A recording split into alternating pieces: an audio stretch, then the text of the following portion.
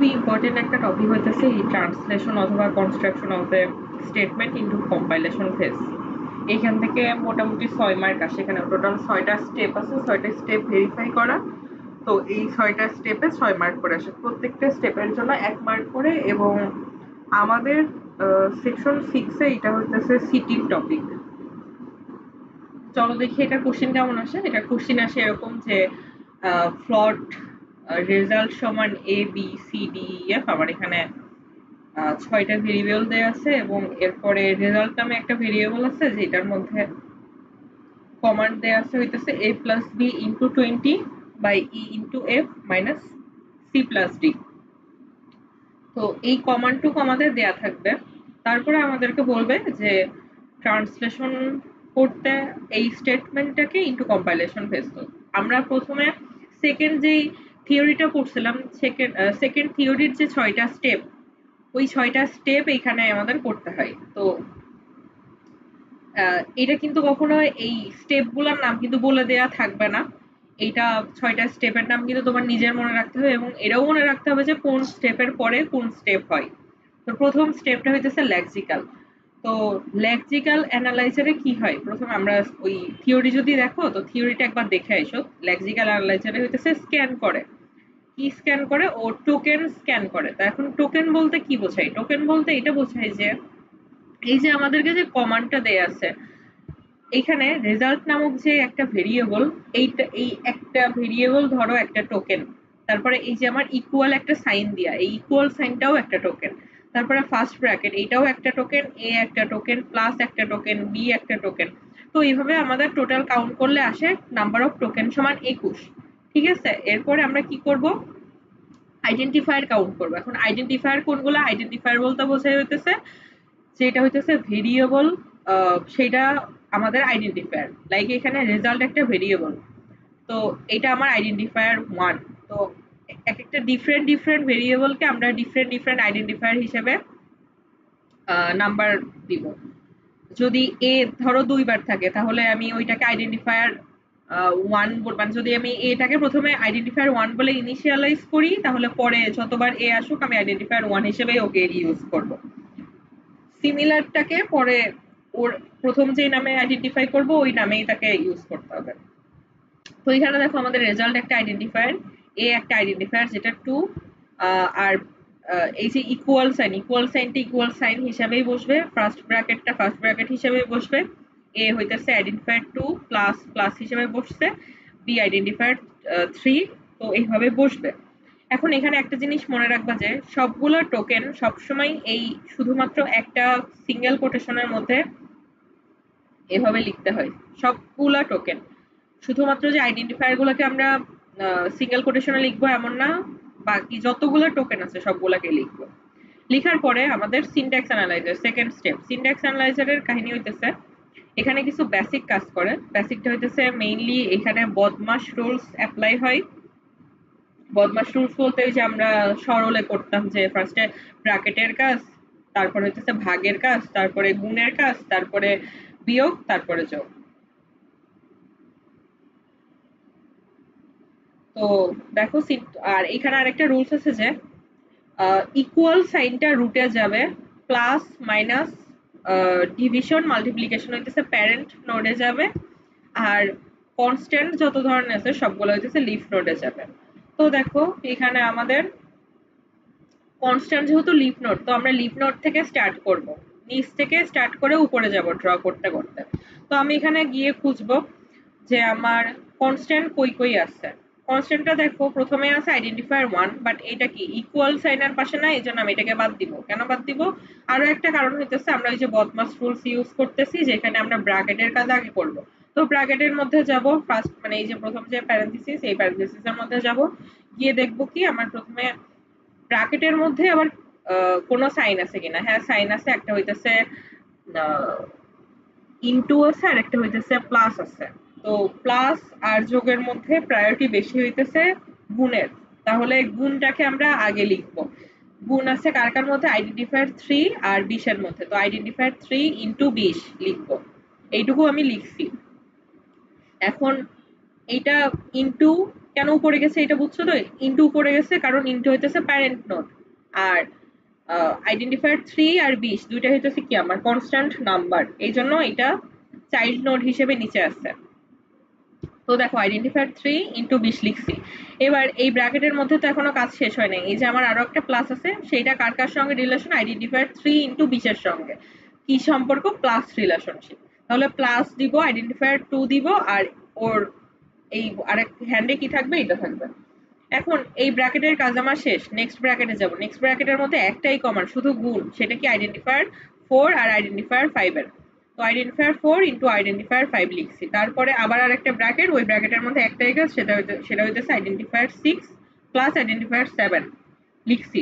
এইটুকু কাজ আমার শেষ। এরপরে আমি ব্র্যাকেট থেকে বের হব। ব্র্যাকেট থেকে বের হওয়ার পরে দেখব কোন কোন চিহ্ন আছে। দেখো ভাগ আছে আর মাইনাস আছে। এখন আমি দেখব ভাগ আর মাইনাসের মধ্যে প্রায়োরিটি কার বেশি।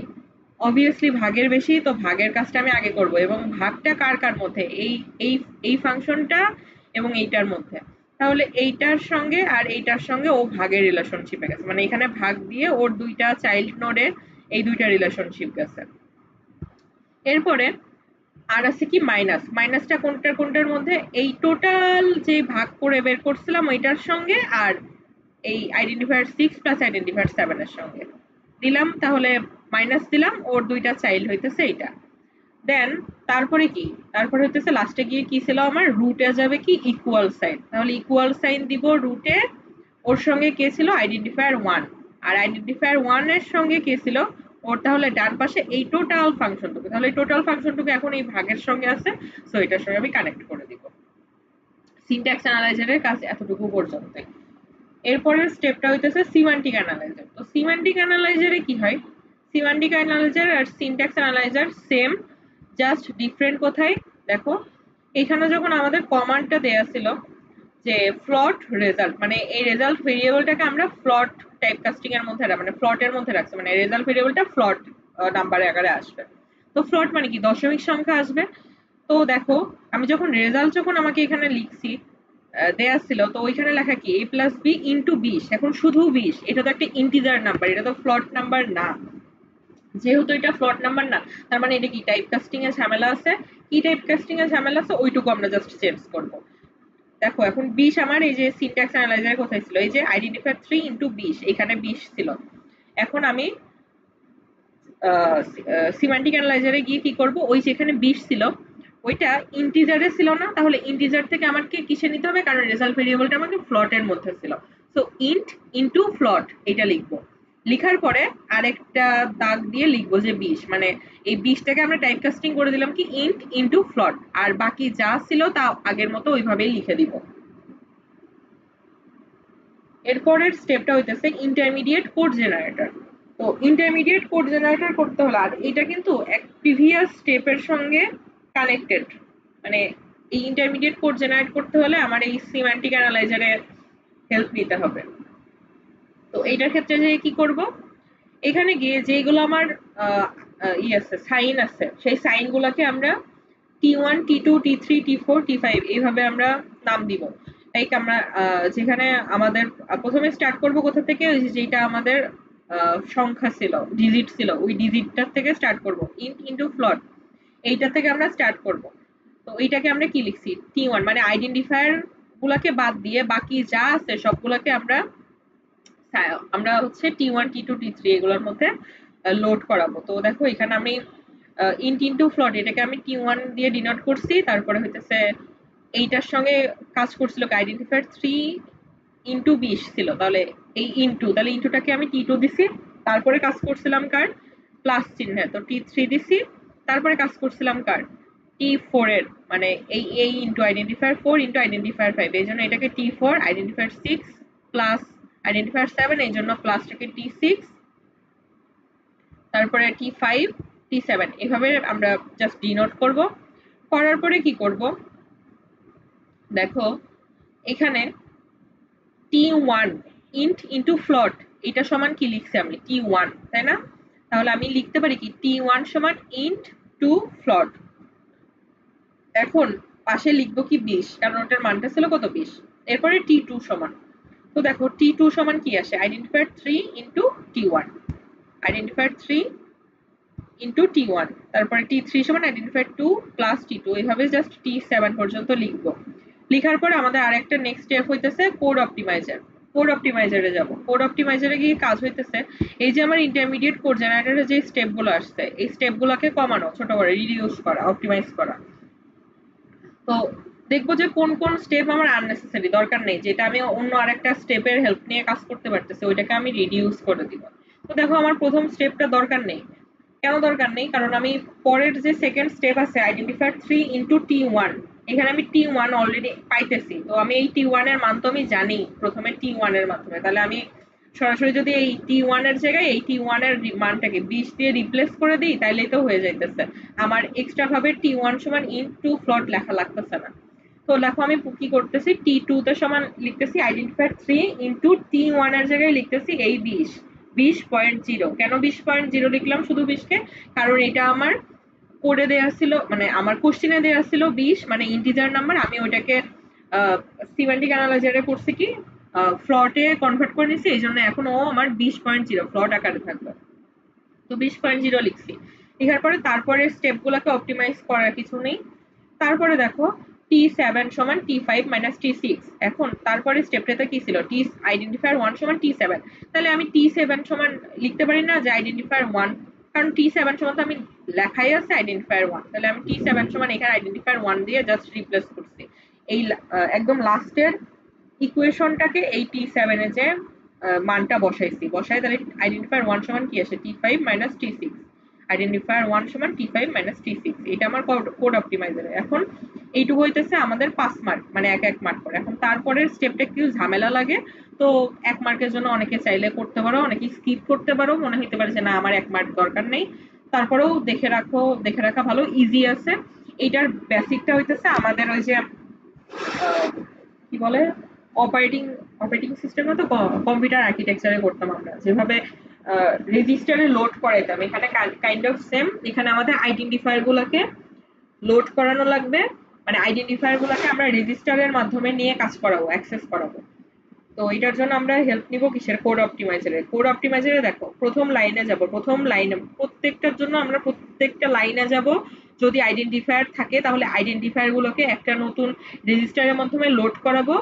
দেন ওই লাইনের যে কমান্ডটা আছে, কমান্ড বলতে এই যে আইডেন্টিফায়ার 3 ইন্টু 20.0 এই মাল্টিপ্লিকেশনের কাজ, তাহলে মাল্টিপ্লিকেশনটাকে আমরা এখানে কাজ করাবো। মানে তো দেখো প্রথম লাইনটাকে আমার প্রথম কাজ কি করছি, মুভ মুভ কি করছি, আইডেন্টিফায়ার 3 কে R1 এর মধ্যে মুভ করাইছি। এই যে আইডেন্টিফায়ার 3 এটাকে আমি R1 নামক রেজিস্টারের মধ্যে মুভ করাইছি। তো এটার জন্য মনে রাখবা যে আমরা এখানে টোটাল 4টার বেশি রেজিস্টার নিতে পারবো না। সবচেয়ে ভালো হয়, বেস্ট প্র্যাকটিস হইতেছে 3টা রেজিস্টার নেওয়া। কারণ যেটা যেটা আমার, ধরো আমি যোগের কাজ করে একটা রেজিস্টারের মধ্যে রাখছি, তো ওই রেজিস্টারটাকে আমি রিইউজ করব। নতুন ওইটার জন্য, ওই যোগের জন্য নতুন করে আর রেজিস্টার নিব না। তো প্রথম লাইনটাই আমরা মুভ করাইছি আইডেন্টিফায়ার 3 কে R1 এর মধ্যে। দেন ওই লাইনের কমান্ড ছিল কি, আইডেন্টিফায়ার 3 ইন্টু 20, তাই না? তাহলে এখন আইডেন্টিফায়ার 3টা আমার কিসের মধ্যে আছে, R1 এর মধ্যে আছে।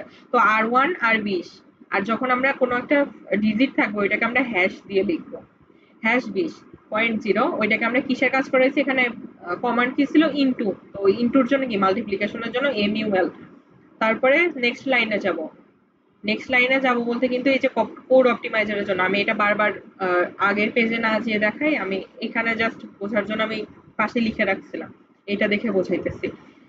তো তারপরে দেখো আইডেন্টিফায়ার 2 কে আমি মুভ করাইছি কিসে, R2 তে মুভ করাইছি। ও আচ্ছা শোনো, এখানে যেখানে যেটা আমরা মুভ করাবো, যেখানে আমরা মুভ করে রাখবো সেটা হইতেছে আমরা বাম পাশে রাখবো, আর যেটাকে মুভ করাইতেছি ওইটা আমি ডান পাশে রাখবো। যেমন আইডেন্টিফায়ার 2 কে আমি মুভ করাইতেছি R2 এর মধ্যে, এই জন্য R2 কে আমি বাম পাশে লিখছি, আর আইডেন্টিফায়ার 2 কে আমি মুভ করাইতেছিলাম, এই জন্য আইডেন্টিফায়ার 2 আমার ডান পাশে।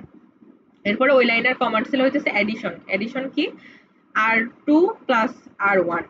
তো এই জন্য R2 আর R1 এডিশন করে কি R2 এর মধ্যে রাখছি। এরপরে আমি তারপরে লাইনে যাব, মুভ করাবো কি আইডেন্টিফায়ার 4, আইডেন্টিফায়ার 4 কে R1 এর মধ্যে, আর মুভ করাবো আইডেন্টিফায়ার 5 কে R3 এর মধ্যে।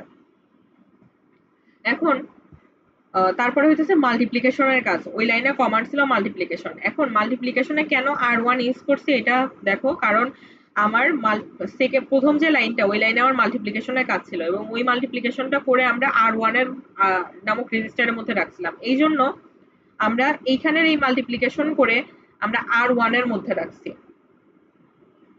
R3টাকে মানে এই মাল্টিপ্লিকেশনের কাজটাকে আমি R1 রেজিস্টারের মধ্যে রাখছি কারণ আমি রেজিস্টার যেহেতু তিনটার বেশি ইউজ করতে পারবো না এই জন্য। তারপরে দেখো ডিভিশনের জন্য, তো ডিভিশন তো আমার যেহেতু আগে ছিল না, তো ডিভিশনটাকে আমি R2 নামক রেজিস্টারের মধ্যে নিছি। তারপরে লাইনে যাব, তারপরে লাইনে গিয়ে আইডেন্টিফায়ার 6 কে R2 এর মধ্যে রাখছি, আইডেন্টিফায়ার 7 কে R3 এর মধ্যে রাখছি। এবার অ্যাডিশন দেখো, অ্যাডিশন করে কেন R1 এর মধ্যে রাখছি, কারণ হইতেছে আমি অলরেডি এখানে আর অ্যাডিশনটাকে এখানে রাখছি, অ্যাডিশনটাকে এখানে কাজ করাইছিলাম, তো এই জন্য ওকে R1 আর R3 এর মধ্যে রাখছি। এরপরে সাবট্রাকশন, সাবট্রাকশনে গিয়ে কি এখানে হইতেছে R2 আর R1 এর মধ্যে, আর মুভ হইছে কি আর লাস্টে একদম লাস্টে গিয়ে একদম লাস্টের যেই লাইনটা থাকে এখানে কি আইডেন্টিফায়ার 1টা কি T7 এর মধ্যে ছিল না, আর আইডেন্টিফায়ার 1টা হইতেছে টোটাল এখন সাবট্রাকশন করে লাস্ট লাইনের আগের লাইন, এটা হইতেছে R2 এর মধ্যে ছিল। এই জন্য আমার লাস্টের লাইনটা মানে এই যে আইডেন্টিফায়ার 1, তাহলে এখন ওকে আমি কিসের মধ্যে রাখবো, T5 মাইনাস T6 এর জন্য। তো T5 মাইনাস T6 কিসের মধ্যে ছিল, এই যে সাবট্রাকশন R2 এর মধ্যে, এই জন্য R2টাকে আমি আইডেন্টিফায়ার 1 এর মধ্যে রাখছি।